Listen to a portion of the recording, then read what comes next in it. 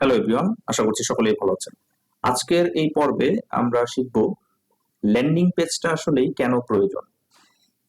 আমরা যে ল্যান্ডিং পেজটা ইউজ করব, আমরা যে ল্যান্ডিং পেজটা ব্যবহার করব তৈরি করে, সেটা আমরা কেন করব, কেন প্রয়োজন, সেই রকম কিছু কারণ আমরা আজকে জানার চেষ্টা করব।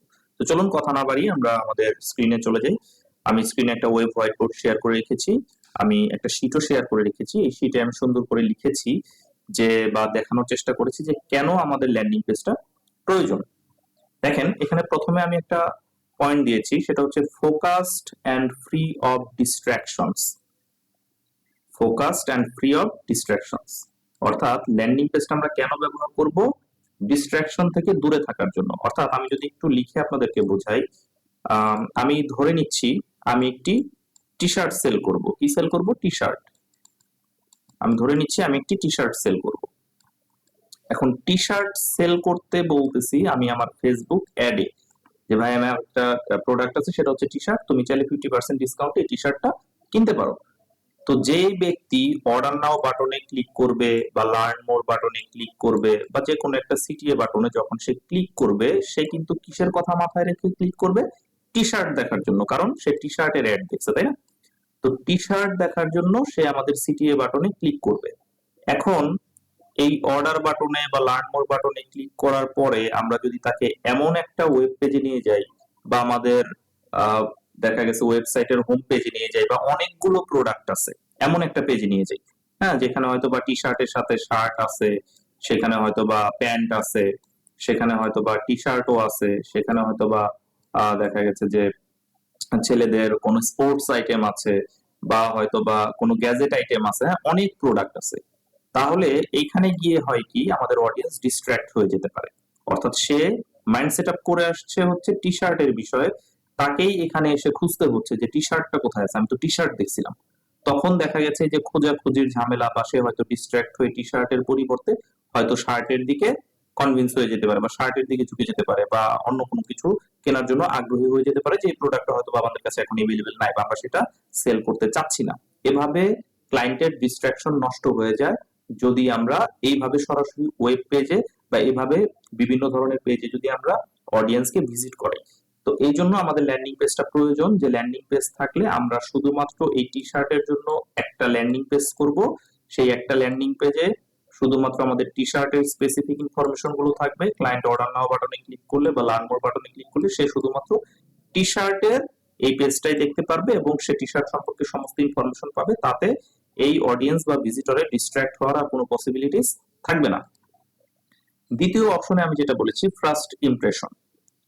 এই ফার্স্ট ইমপ্রেশনটা হচ্ছে আমরা যখন কোনো একটা প্রোডাক্ট সেল করতে চাই, এই প্রোডাক্টটা আমরা হয়তো বা পেজের মাধ্যমে সেল করতেছি, অ্যাড চালাচ্ছি, অ্যাড ক্যাম্পেইন রান করতেছি, কিন্তু এরপরে যখন আমরা তাকে কোনো একটা সিটিএ বাটনে ক্লিক করানোর পর এইরকম অনেকগুলো প্রোডাক্টের ইনফরমেশন আছে বা হয়তোবা অনেক কিছুর ইনফরমেশন সেখানে দেওয়া আছে, এরকম কোনো পেজে যদি নিয়ে যাই, তাহলে সেখানে ইমপ্রেশনটা খারাপ হয়ে যেতে পারে। অর্থাৎ ফার্স্ট ইমপ্রেশনটা আর ওইভাবে কাজ করে না।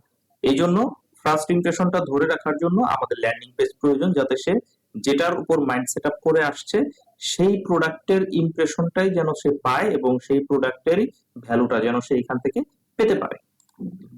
এরপরে আছে speak to a specific audience. অর্থাৎ আমরা যদি কোনো স্পেসিফিক অডিয়েন্সকে আলাদা করতে চাই বা নির্ধারণ করতে চাই, তাহলে আমাদের ল্যান্ডিং পেজটা খুব প্রয়োজন। কারণ দেখেন, আমি যদি এখান থেকে টি শার্ট সেল করতে চাই, এই অর্ডার নাও বাটনে কারা ক্লিক করবে? যারা অলরেডি টি শার্ট কিনতে চায় বা যারা টি শার্টের প্রতি আগ্রহ রাখে। তাহলে এই অ্যাডটা হয়তোবা আমার 1000 মানুষের কাছে গেছে।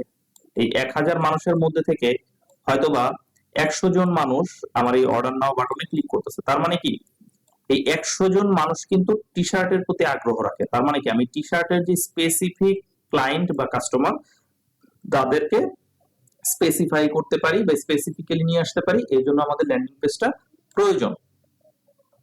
এরপরে provide your special offers. Landing পেজে আমরা আমাদের অফারটাকে অনেক বড় করে হাইলাইট করতে পারি, 50%, 60%, 70%, অনেক বড় করে হাইলাইট করতে পারি, যাতে সে সেটার প্রতি ইমপ্রেসড হয় এবং সেটার জন্য কনভিন্স হয়ে আমাদের প্রোডাক্টটা সেল করতে পারে।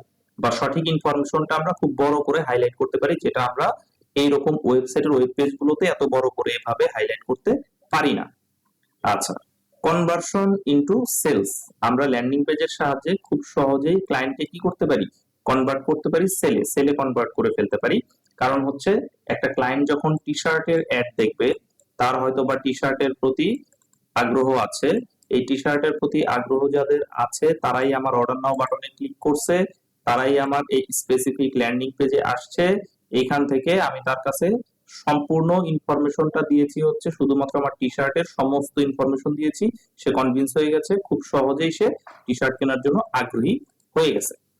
আচ্ছা, access to other marketing channels, এটার মানে হচ্ছে আমরা হয়তো বা অ্যাড রান করেছি শুধুমাত্র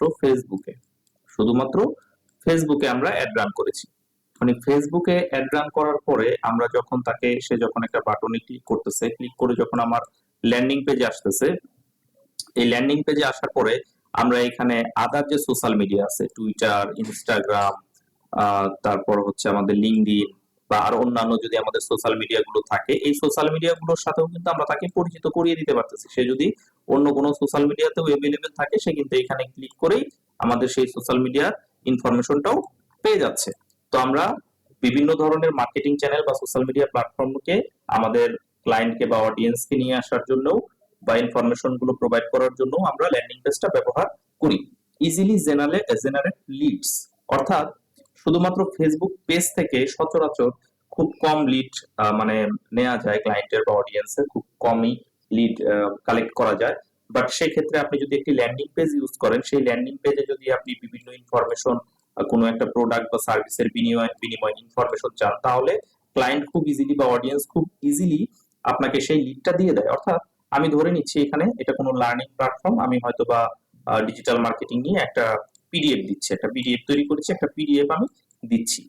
তো এই পিডিএফটা সে ডাউনলোড করে নিবে, আমি তাকে অ্যাড দেখাইলাম, অ্যাডের এইখানে হয়তো বা ডাউনলোড বাটন আছে, এই ডাউনলোড বাটনে ক্লিক করলে তার সামনে একটা পপ আপ ফর্ম আসলো বা সাইন আপ ফর্ম আসলো, যে পিডিএফটা ডাউনলোড করার জন্য তুমি তোমার ইমেলটা এবং ফোন নাম্বারটা প্রোভাইড করো। তাহলে সে কি এই পিডিএফটা পাওয়ার জন্য খুব সহজেই আপনাকে তার ইমেলটা, তার ফোন নাম্বারটা দিয়ে দিবে, যার বিনিময়ে সে এই পিডিএফটা পেয়ে যাবে বা আমরা তার ইমেলে সেই পিডিএফটা দিয়ে দিব। তাহলে এই যে একটা বিনিময় প্রথার মাধ্যমে বা এখানে দেখা গেছে যে তাকে কোনো ভ্যালু দেওয়ার মাধ্যমে তার লিডটা আমরা খুব সহজেই কালেক্ট করে নিতে পারি।